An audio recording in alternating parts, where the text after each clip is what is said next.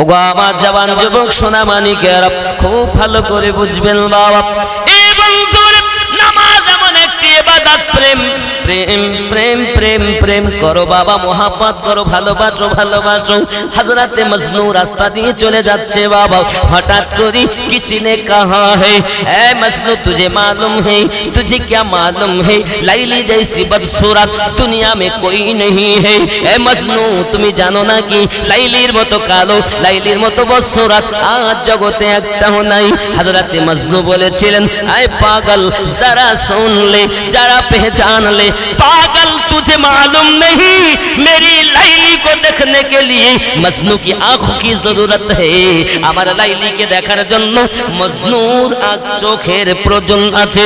জেনে নে শুনে নে, আমি মজনুর চোখ দিয়ে যদি তুই লাইলির দিকে তাকাস, লাইলির মতো সুন্দরী তুই জগতে দেখতে পাবি না।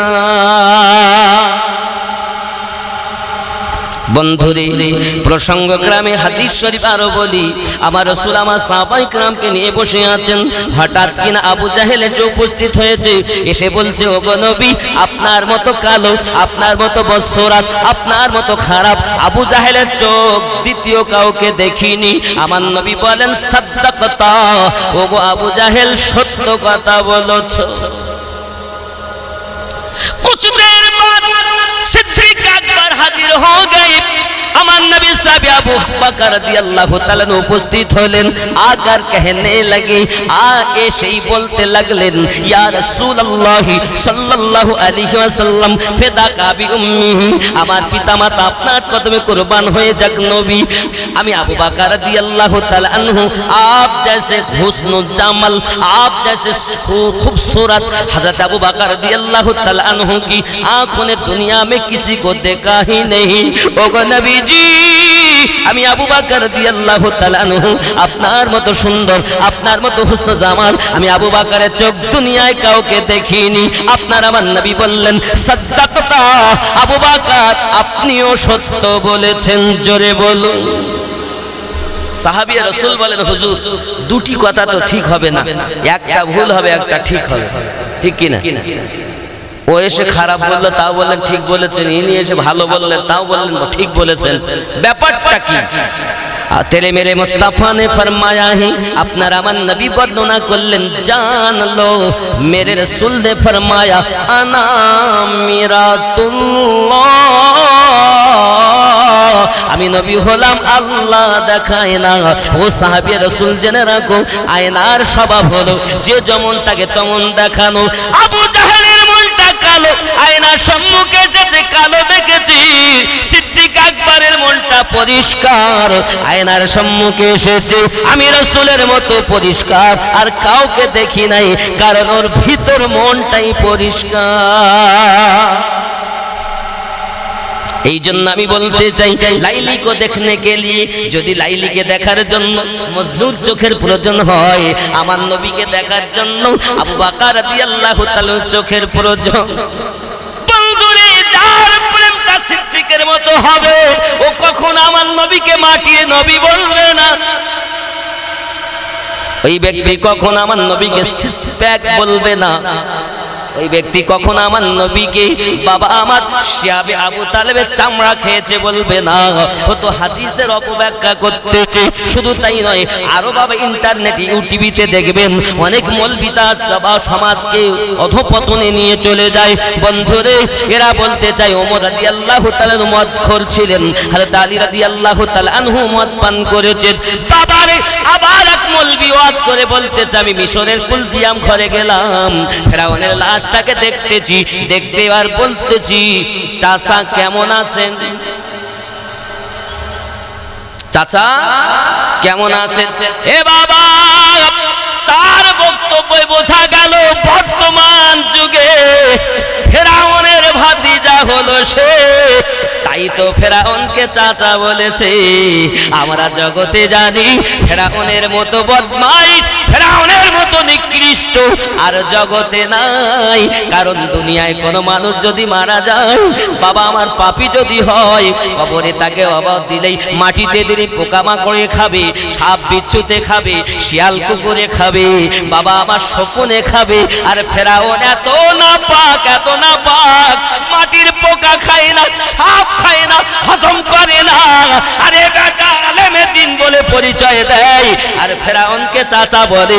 বোঝা গেল বর্তমান যুগে ও হলো ফেরাউনের ভাতিজা।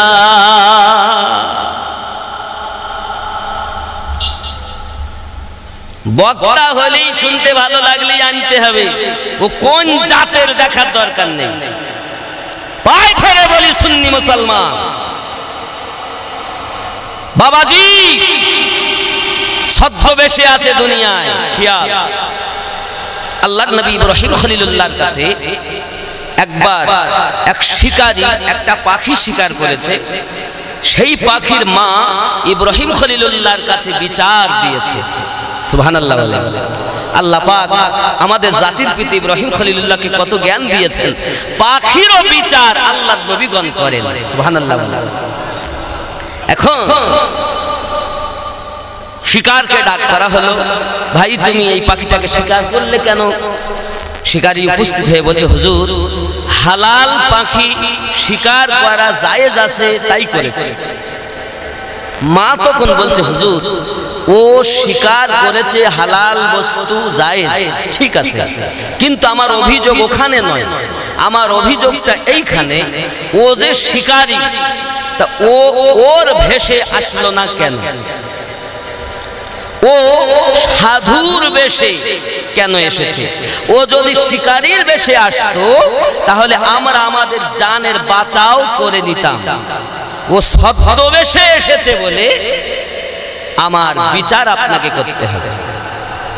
এখন কিছু মানুষ জগতে বেরিয়েছে দেখবেন ছদ্মবেশী, ওরা ঈমান লুট করছে মানুষের, আর শুধু বলছে আমরা সুন্নি। জেনে রাখো জান্নাতি দল একটাই দল, দল হবে ৭৩টা, জান্নাতে যাবে একটা। সুবহানাল্লাহ বলে। এই কথা কে বলেছেন? আল্লাহর হাবিব বলেছেন, আমার উম্মত ৭৩ দলে বিভক্ত হয়ে যাবে, কুল্লুহুম ফিন্নার, সব দল জাহান্নামী, ইল্লা মিল্লাতান ওয়াহিদান, শুধুমাত্র একটি দল ব্যতীত। সাহাবায়ে কেরাম বললেন, ক্বালা মান হিয়া ইয়া রাসূলুল্লাহ, দয়া করে হুজুর বলুন ওই দলটি কোন দল হবে যে জান্নাতে যাবে? আমার নবী বলেন, ক্বালা মা আনা আলাইহি ওয়া আসহাবিহি, আমি আর আমার সাহাবায়ে কেরাম যে দলে, ওই দলটি জান্নাতি দল। ওই দলের নাম কি? ওয়াহাবির কথা বলিনি, কাদিয়ানির কথা বলিনি, লামোজাবির কথা বলিনি, বাবাজি আমার ওই দলের নাম কি? ইমাম মোল্লা আলী কারি বাবা মেশকাত শারে মেরকাতের ভিতরে লিখছেন, লা শাক্কা, নেই কোনো সন্দেহ, ওয়া আহলুস সুন্নাত ওয়াল জামাআত, ওই দলটার নাম সুন্নি জামাত। ওয়াহাবি জান্নাতে যাবে না, কাদিয়ানি জান্নাতে যাবে না, মওদুদি জান্নাতে যাবে না, দেওবন্দি জান্নাতে যাবে না, সুন্নি যাবে। নবী বলেছে। তোমার গাদালা করে কেন? জামিনউদ্দিন বলেছে না, রাসূলুল্লাহ বলেছে। ওগো আমার জওয়ান যুবক সোনা মানিকের, এই ৭২টা দলে আলেম ওলামা আছে, হাফেজ কোরআন আছে। বাবা দেখলে মুসলমান মনে হলে তাকে মুসলমান বলা যায় না, কারণ এখানে প্রেমের বাজার, প্রেম দরকার। জোরে বলুন সুবহানাল্লাহ। এটা বোঝানোর জন্য আর একটু মসজিদে ঢুকি। কিছু লোক আছে দেখবেন মসজিদে নামাজের পরে ওরা বসে থাকে, এই খোকা এই তোর নামাজ হয়নি, এরকম করে রুকু করে না, এরকম করে সিজদা করে না, নামাজ হয়নি। বাবা দাস হয়ে মালিকের দাবি কেন? আমরা সব বান্দা তো নাকি? বান্দা মানে কি? চাকর।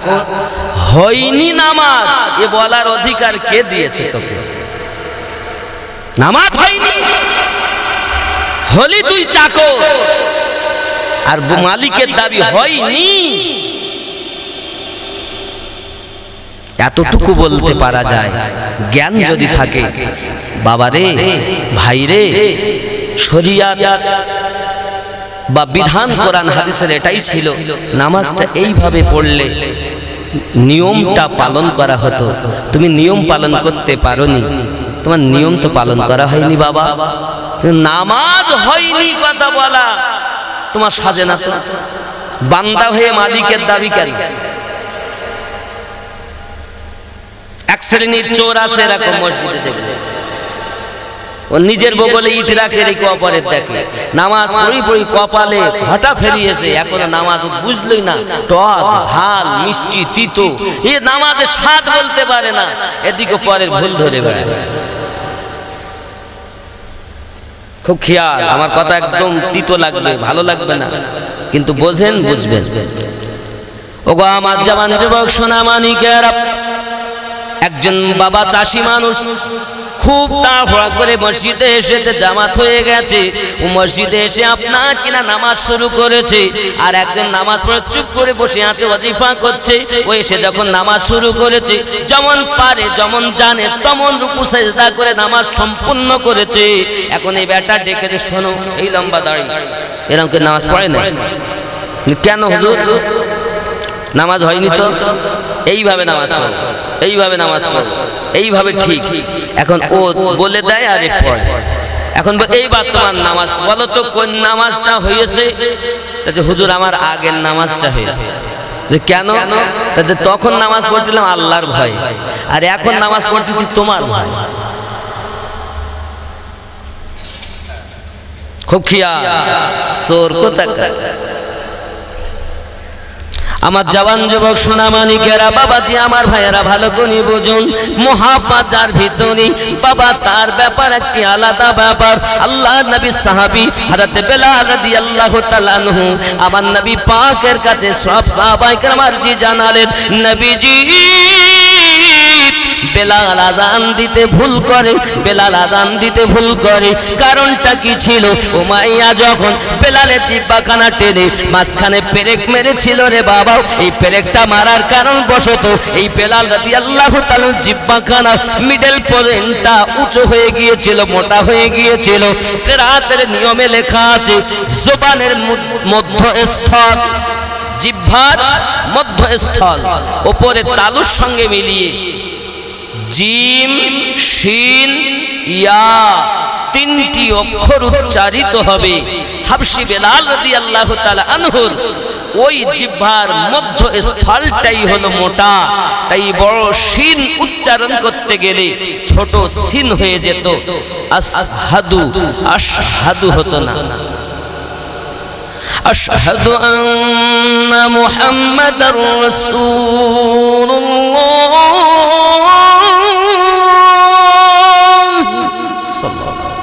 এটা হতো না, হতো কি? আশহাদু আন্না মুহাম্মাদার রাসূলুল্লাহ,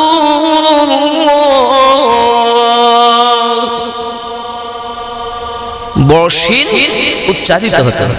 সব সাহাবায়ে কেরাম বলেন, হুজুর ভুল আযান দেয়, আযান দিতে দিবেন। কে দেবে আযান?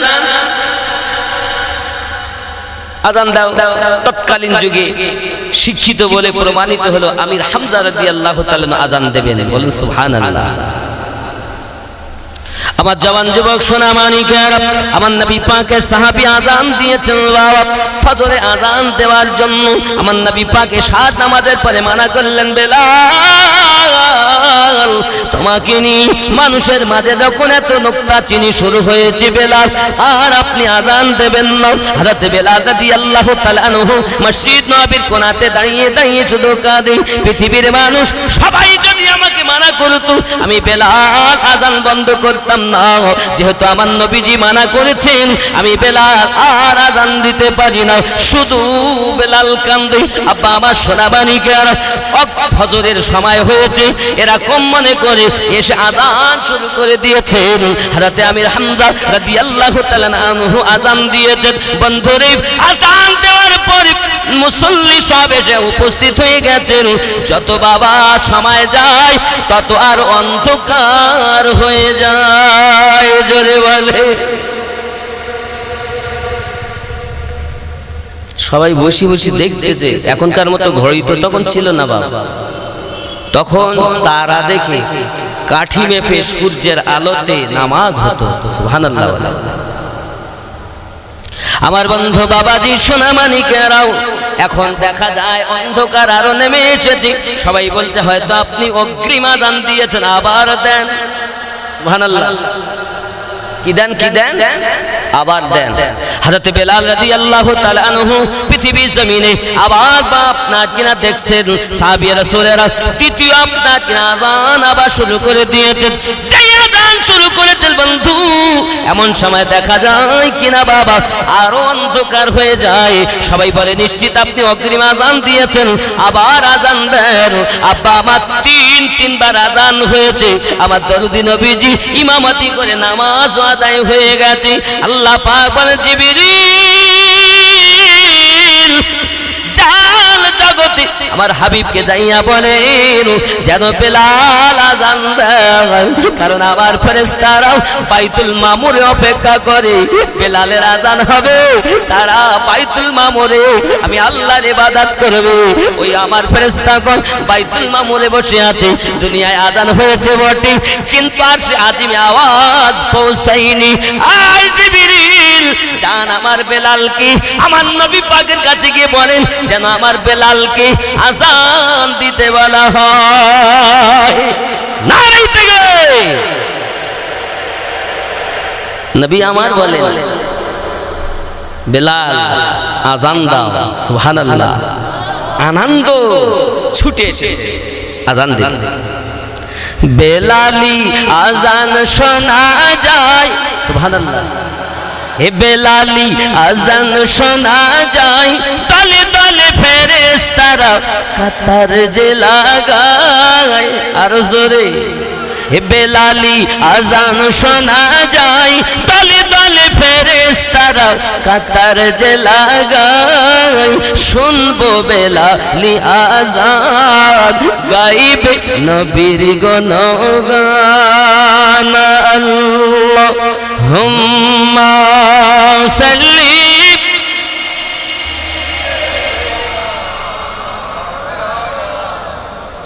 ওয়া আলা আলি সাইয়্যিদিনা।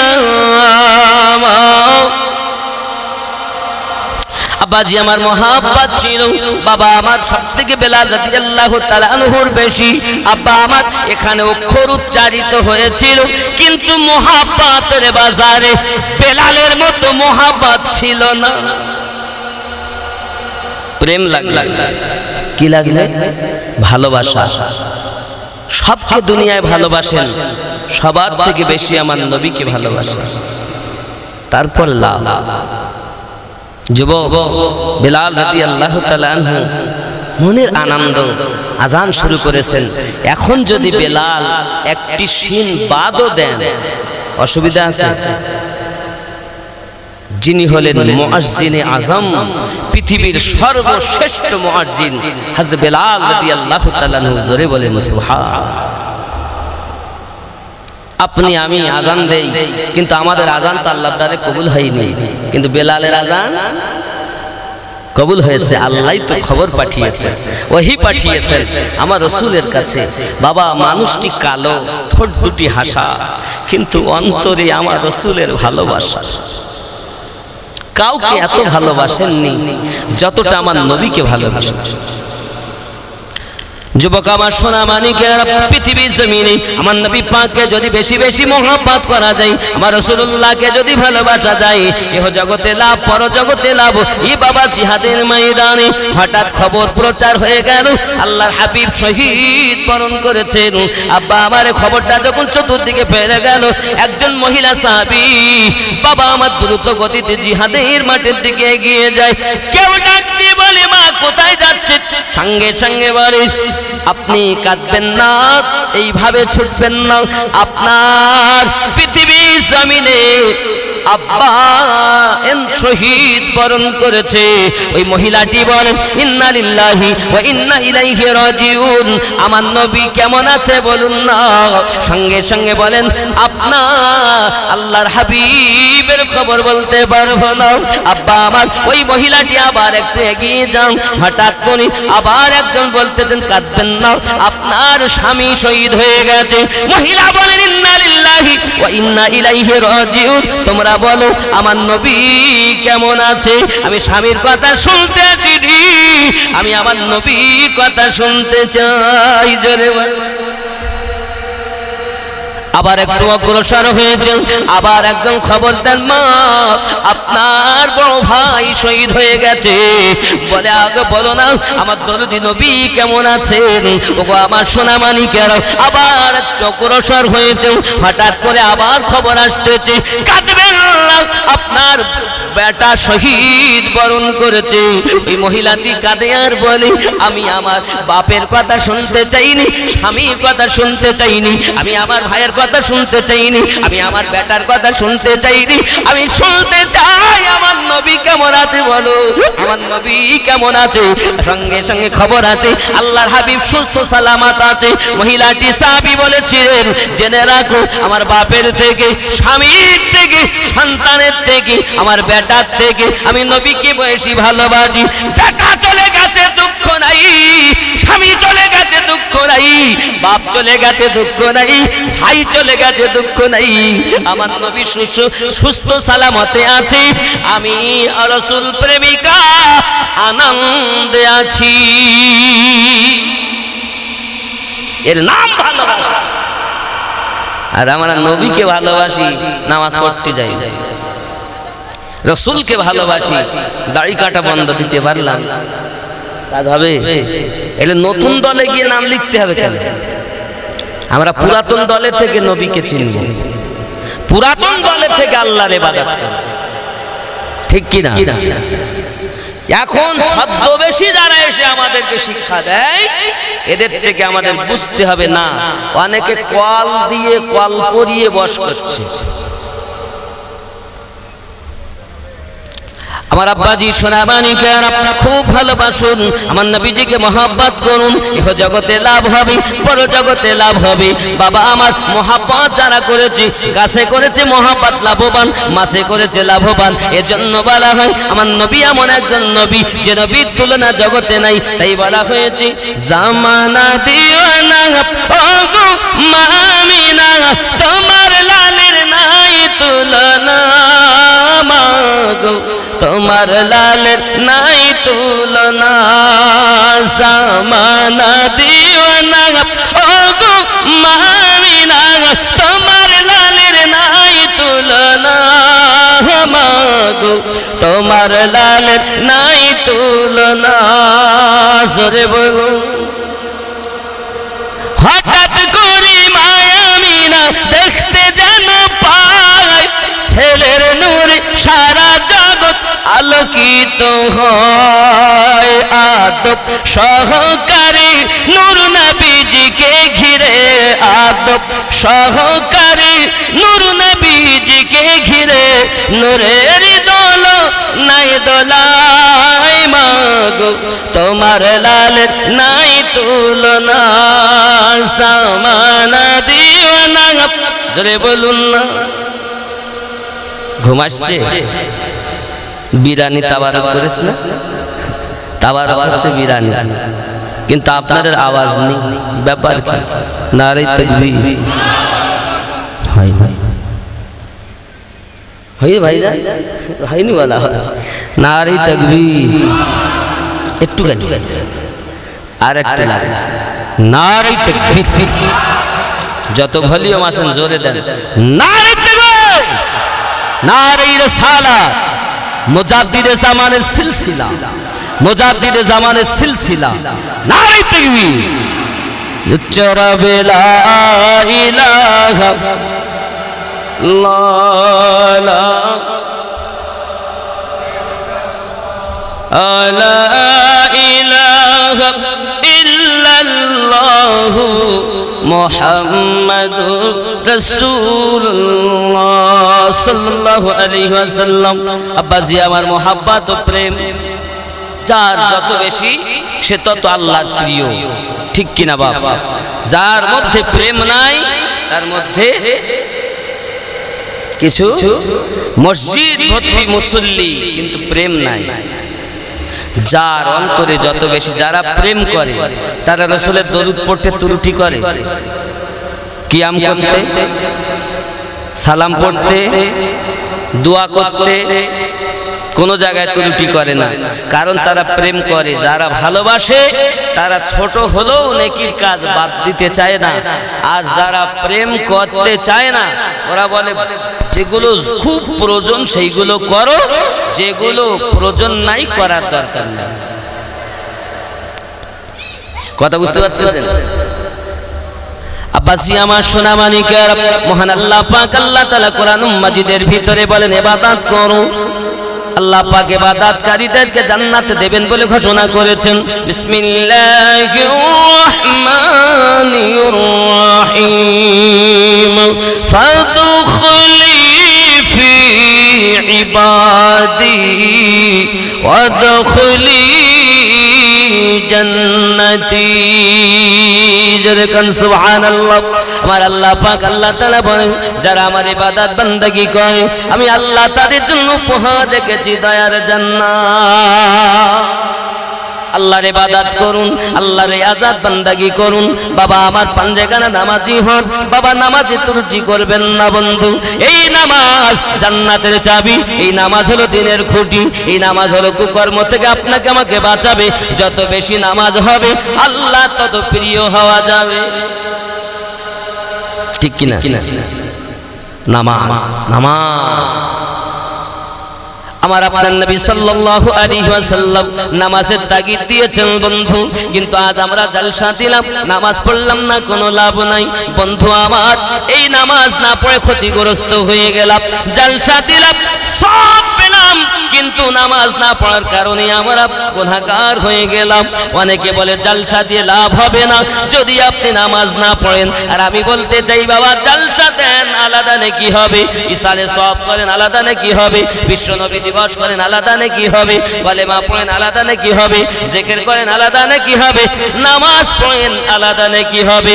বাবা আমার জলসা দেওয়া ভালো, আরো ভালো পাশে সাথে সাথে নামাজ পড়া, ঠিক না? ওরাই হলো চোর যারা বলে নামাজ না পড়লে তোমার জলসা বলে না, চোর বলো। যেটুকু ইবাদত আপনি করবেন তা সব হবে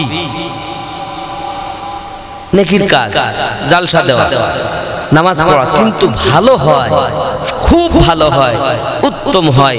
এগুলো হলো নফল ইবাদত, আর ওটা হলো ফরজ আইন নামাজ, কোনো মতেই অপরিহার্য ওই ইবাদত। এই জলসা যদি আপনি না দেন গুনাহ হবে না, কিন্তু নামাজ যদি না পড়েন আপনি গুনাহগার হবেন। কথা বোঝা যায় না? ব্যাপারটা এইখানে। আর নামাজ পড়লে তো কিচ্ছু চোর কোথাকার, শুধু অপব্যাখ্যা। ওগো আমার জওয়ান যুবক, আরো কিছু মৌলবি বা দেখবেন বলবে কিছু কিছু মানুষ আলেম জাহান্নামে যাবে। আগে তো জাহান্নামে মৌলবিরা যাবে বলে না, শোনেননি? আমি আমিনুদ্দিন বুঝাতে চাই বন্ধু, ভালো নাও লাগতে পারে আপনার ভিতরে, তবে আমি বলি বাবা আমার মুক্ত কণ্ঠে আপনারা শুনুন। এই যুবকেরা আমার, আলেম কখনো জাহান্নামে যাবে না, হাফেজে কোরআন কখনো জাহান্নামে যাবে না, কাবার হাজি কখনো জাহান্নামে যাবে না। কিন্তু বন্ধু আলেমের খাতা থেকে যদি ওর নাম কাটা যায় জাহান্নামী হবে, হাফেজে কোরআনের খাতা থেকে নাম যদি কাটা যায় সে জাহান্নামী হবে, হাজির খাতা থেকে নাম যদি কাটা যায় অবশ্যই জাহান্নামী হবে। আপনি আলেম বলছেন ভালো করে বিচার করে দেখুন ও আলেম আছে কিনা। আলেম জাহান্নামে যায় না, হাজি জাহান্নামে যায় না, হাফেজে কোরআন জাহান্নামে যায় না, মুফতি জাহান্নামে যায় না। এ বন্ধু নাম কাটা গেলেই যাবে, শুধু অপব্যাখ্যা করবা, চার দোকানে বসি। খেয়াল করবে না, আলেম কে বলেছে জাহান্নামে যাবে? নামাজি জাহান্নামে যায় না, নামাজি তো জান্নাতি। সুবহানাল্লাহ বলে। নামাজি কে বলেছে জাহান্নামে যাবে? আসলে ও নামাজ যদি সাধু না হয়ে সাধু সাজে তাহলে ও জাহান্নামে। ওগো আমার জওয়ান যুবক সোনা মানিকের, ব্রেনের ভিতরে পরিষ্কার করে শুনুন। অনেকে ছেলেরা নামাজ পড়ে তো মেয়েরা পড়ে না, মেয়েরা পড়ে তো ছেলেরা পড়ে না, মানে মা পড়ে তো বাপ পড়ে না, বাপ পড়ে তো আপনার কিনা মা পড়ে না, এরকম আপনার ঘরে ঘরে দেখা যায়। সোনা মানিকেরা, পৃথিবীর জমিনে একজন আবিদা জাহিদা নেককারী মহিলা ছিলেন বাবা। ওই মহিলাটির নাম ছিল হযরতে রাবিয়া বাসারি রাহমাতুল্লাহি আলাইহা। পৃথিবীর জমিনে এমন ইবাদতী ছিলেন, এমন আল্লাহর ইবাদত বান্দেগী করেছিলেন বাবা। রাবিয়া বড় গরিব ঘরে জন্ম নিয়েছিলেন। বাবাজি আমার, দেখবেন পৃথিবীর জমিনে যাদের ঘরে মেয়ে সন্তান জন্ম নেয় তারা আপনার পুত্র আশাবাদী হয়, যাদের পুত্র বেশি হয় তারা একটা মেয়ের আশাবাদী হয়। বাবা আমার, দরুদি নবী হাদিস শরীফে জানান, আল্লাহ পাক যাকে ভালোবাসে আল্লাহ তার ঘরে বেশি বেশি কন্যা সন্তান দান করে। মেয়ে হলেই মুখ কালো হয়ে গেল, ছেলে হয়েছে তো রসগোল্লা বন্টন করে, আর মেয়ে হয়েছে তো চুপ করে গালে হাত দিয়ে আছে না। কারণ তাতে জানো না আর টিআর লাগবে,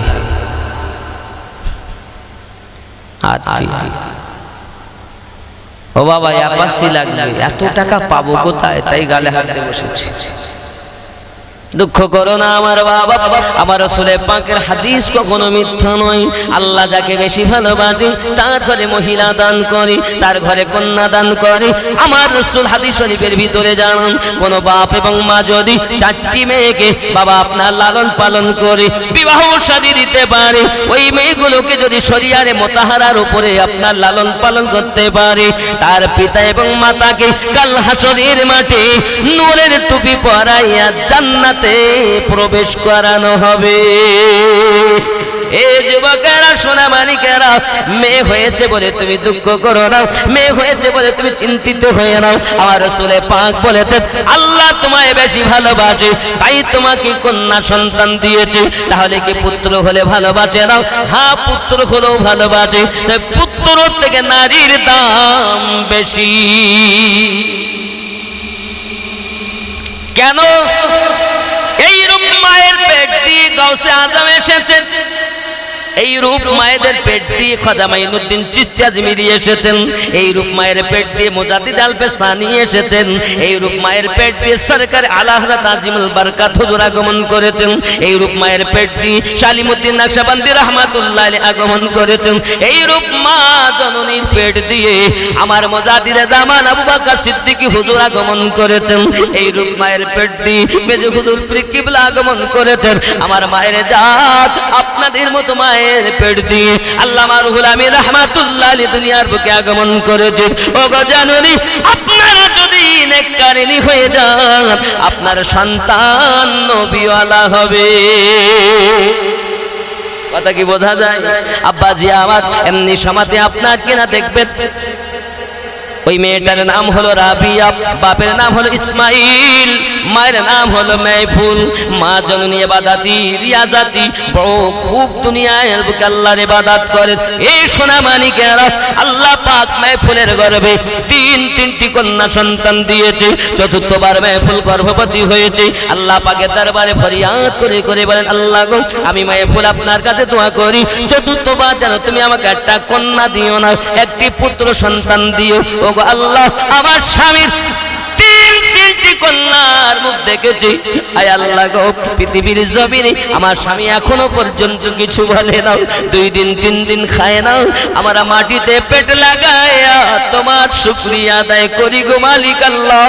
আজ যদি আমার আবার এবারও যদি কন্যা সন্তান হয়, স্বামী যদি আমাকে বলে বিবি রে শুধু কি কন্যা হয়, পুত্র কি হতে পারে না, আমি বিবি মাহফুল সইতে পারবো না, আল্লাহ অন্তত একটা পুত্র আমায় দিও।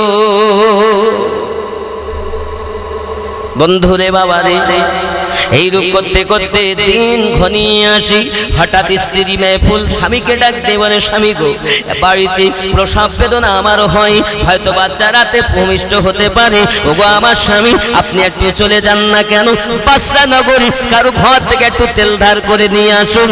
হয়তো তেল আনলে রাতের বেলা বাচ্চা যদি ভূমিষ্ঠ হয়, আলো জ্বালানোর জন্য আমাদের সুবিধা হবে, বাচ্চার তত্ত্বাবধানে আমাদের অসুবিধা হবে না। আর অন্ধকারে বাচ্চা যদি আগমন করে আমাদের বড় সুবিধা হয়ে যাবে। ওর থেকে সময় থাকতে তেলের ব্যবস্থা করুন। স্বামী আপনার বিবির কথা শুনে টুকটুক করে বাচ্চা নগরে ধনী দরজায় গিয়ে আওয়াজ দিলেন, আসসালামু আলাইকুম ইয়া আহলাল বাইত। আল্লাহর করুণা আপনাদের প্রতি বর্ষিত হোক ও বাড়িওয়ালাগণ। দরজাটা খুলে গেল, দরজার সম্মুখে একজন হাজির হলো। কে? আমি ইসমাইল। খবর, একটু তেল যদি ধার দিতেন, আমার বিবি প্রসব বেদনা, রাতে যদি বাচ্চা প্রসব করি তখন আলো জ্বালানোর মতো তেল বাড়িতে নাই, একটু তেল ধার দেন, এই জন্য আপনার কাছে এসেছি। বাবা আমার ধনী ব্যক্তিটি বলে, ও ইসমাইল, তোমার জন্য আমাদের বাড়িতে তেল নাই, আমার ঘরে তোমার তেল নাই, কারণ একে যদি তেল ধার দেওয়া হয় আর তেল পরিশোধ করতে পারবে না। কারণ বাবা ধনীরা চিরজীবন গরিবদেরকে আপনার চেপে রাখতে চেয়েছে। ওরে আমার যুবকেরা, সোনামানিকেরা, তেল যখন ইসমাইল পেল না, ইসমাইল মনে দুঃখে আর একটা দরজাতে চলে গেছে। ভাই দরজাটা খুলে দেয়, আমি ইসমাইল এসেছি, একটু তেল ধার দেন। প্রত্যেক ঘরে একই কথা বলে, কেউ তাকে তেল ধার দিল না। বাবা আমার নৈরাশ হইয়া ইসমাইল বাড়িতে ফিরে এসেছে। বিবিকে ডাক দিয়ে বলে, বিবি রে, এই বাচ্চা নগরে কত দরজায় গেলাম, কেউ আমাকে একটু তেল ধার দিল না। বিবি ডাক দিয়ে বলে, স্বামী আমার, চিন্তা করবেন না, নিশ্চিত আল্লাহ কোন হেফাজত করবেন। ওগো স্বামী, আপনি একটু আমার জন্য দোয়া করেন। যদি কোন সুবহানাল্লাহ। এই সোনা মানিক, কোন স্ত্রীর জন্য যদি স্বামী দোয়া করে আল্লাহর দরবারে কবুল হয়, আর ওই স্ত্রী জান্নাতি জান্নাতি হয়ে যায়। এখন তো স্বামী স্ত্রী মিল নেই, কথা বুঝেছেন? স্বামী যখন, স্ত্রী যখন বাপের বাড়ি যায় তাই ভালো করে সাজে, মার্কেটে গেলে ভালো করে সাজে, নতুন কাপড় সব আলমারিতে শোকেসে ভরা আছে, আর স্বামী বাড়িতে যখন থাকে পুরাতন ছেঁড়া ঘোড়া পরে থাকে। আচ্ছা, ওই স্বামী তখন দেখতে কি হবে, তাই কড লাইন করে স্বামী এখানে ভালো হলো, কড লাইন লাইন করে। কি গো আমার জওয়ান যুবক সোনা মানিকেরা, স্ত্রীর সৌন্দর্য, স্ত্রীর রূপ যৌবন শুধু দেখার অধিকার স্বামীর রয়েছে। রাতের বেলায় তুমি সাজবে স্বামীকে আনন্দ দেওয়ার জন্য, আর যদি তুমি তাহা না করো, ভালো কাপড়গুলো পরিধান করি, তুমি যদি বাপের বাড়িতে, আমার বাপ দেখবে, মা দেখবে, বন্ধুরা দেখবে, রাস্তায় কত দেওর দেখবে, বাসওয়ালা কন্ট্রাক্টর হাত ধরে তুলবে, ওটাও দেওর হয়, অসুবিধা নাই।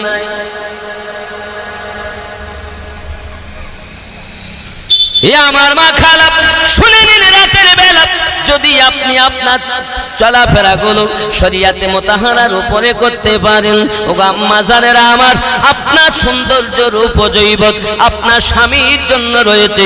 এই স্বামীর মনে আনন্দ দেওয়ার নিয়তে যদি আপনি সাজা গোজা করেন, নিশ্চিত আপনার স্বামী, মেয়েরা যতই সাজুক না কেন বাবা, যত সাজে তত সুন্দরী লাগে। আল্লাহ পাক মেয়েদেরকে এমন একটি আকর্ষণ বানিয়েছেন, ঘর যত সাজাবেন দেখতে ভালো লাগবে, মেয়েদেরকে যত সাজাবেন তত দেখতে ভালো লাগবে। আপনার সাজাগুজা হবে আপনার স্বামীর জন্য বাবা, পৃথিবীর কারোর জন্য হবে না। আর যদি বিহায়া খাতুনের মতো রাস্তায় চলে যান বাবা, বিয়াদবালি রাস্তায় দাঁড়িয়ে ক্যারাম বোর্ড খেলবে, আর তারা বলবে ম্যাও আও বসো গল্প করে যাও, তুমি আমাদের সরকারি ভাবি কার ভয় পা।